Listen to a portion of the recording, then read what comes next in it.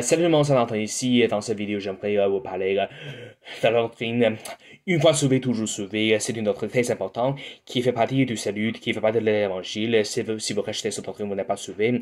Malheureusement, c'est une doctrine c'est une vérité qui est souvent rejetée par des faux prophètes et faux chrétiens, y compris l'Église catholique et les témoins de Jéhovah, qui font tout pour essayer de débunker cette doctrine, mais je vais vous montrer dans la Bible que cette doctrine est vraie et c'est la vérité. On va commencer avec Ephésiens chapitre 3, verset 8 et verset 9. La Bible dit: car vous êtes sauvés par la grâce, par le moyen de la foi, cela ne vient pas de vous, c'est le don de Dieu, ce n'est point par les œuvres, afin que personne ne se glorifie. La Bible dit ici que le salut c'est par la grâce, par le moyen de la foi. La foi c'est quoi? Romains chapitre 4, verset 5, la Bible dit: mais pour celui qui travaille point, mais qui croit en celui qui justifie le pécheur, sa foi lui est imputée à justice. C'est-à-dire que si vous croyez en celui qui justifie le pécheur, votre foi est imputée à justice. Ça veut dire croire en Jésus.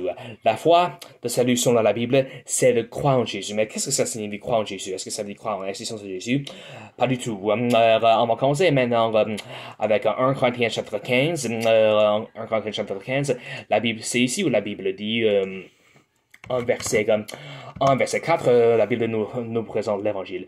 En verset 1, je vous rappelle, frère, l'évangile que vous avez annoncé et que vous avez reçu, dans lequel vous persévérez, et par lequel vous êtes sauvés, si vous gardez tel que je vous ai annoncé. Autrement, vous aurez cru en vain.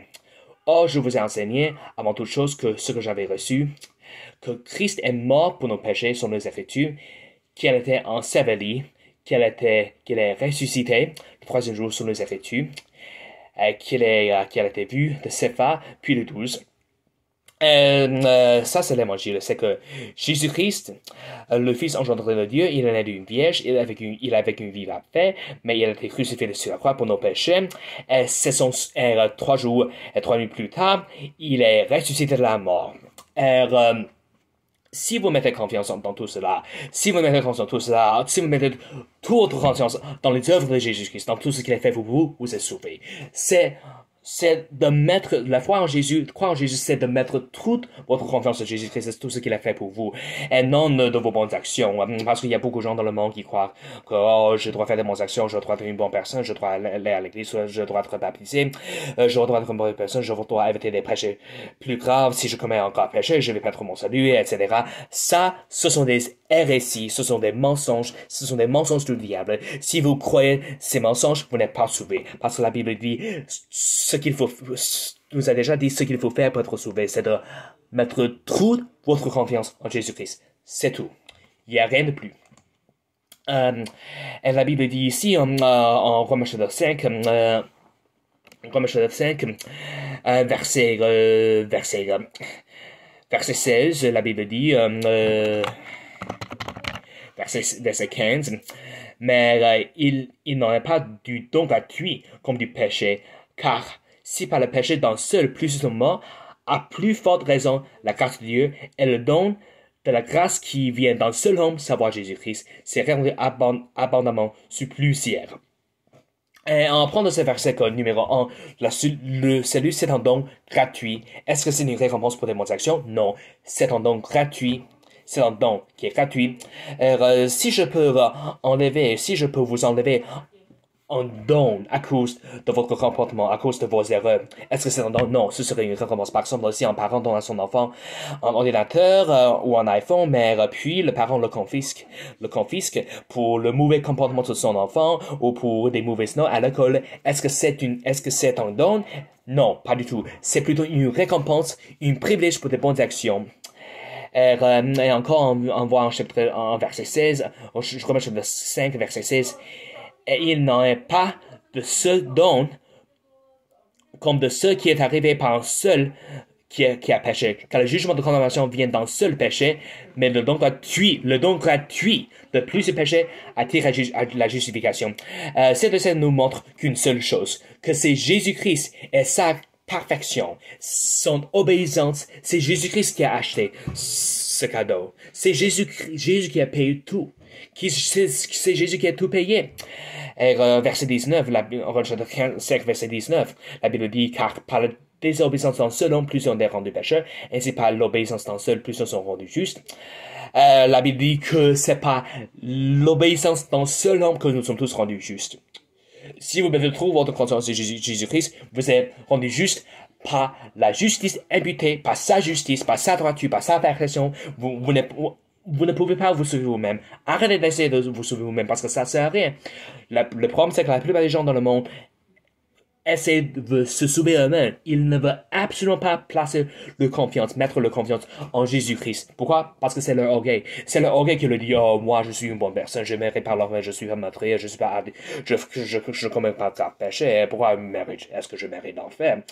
Mais, la Bible dit, en Jacques, chapitre 2,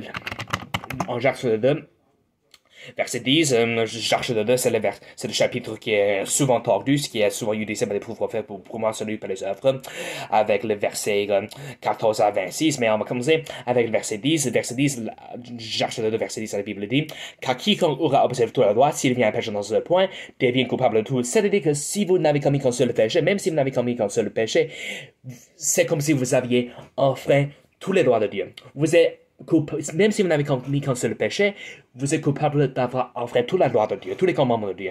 Parce que ici, c'est la Bible, ici où la Bible dit, car quiconque aura observé toute la loi, s'il vient à pécher dans un seul point, devient coupable de tout. Vous êtes coupable de tout, même si vous n'avez commis qu'un seul péché, vous êtes coupable de tout. Ça, c'est peut-être le verset le plus puissant dans la Bible contre le salut par les œuvres. On voit aussi, Apocalypse, chapitre 21, verset 8. Apocalypse, chapitre 21, verset 8.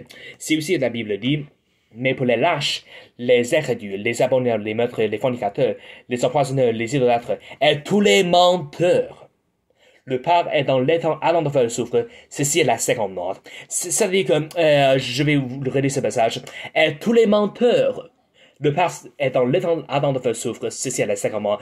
C'est-à-dire que, est-ce que vous avez menti? Nous avons tous menti. Et si vous êtes honnête, vous avez commis des péchés encore plus graves que mentir. Ça veut dire qu'une seule chose. Nous méritons tous l'enfer.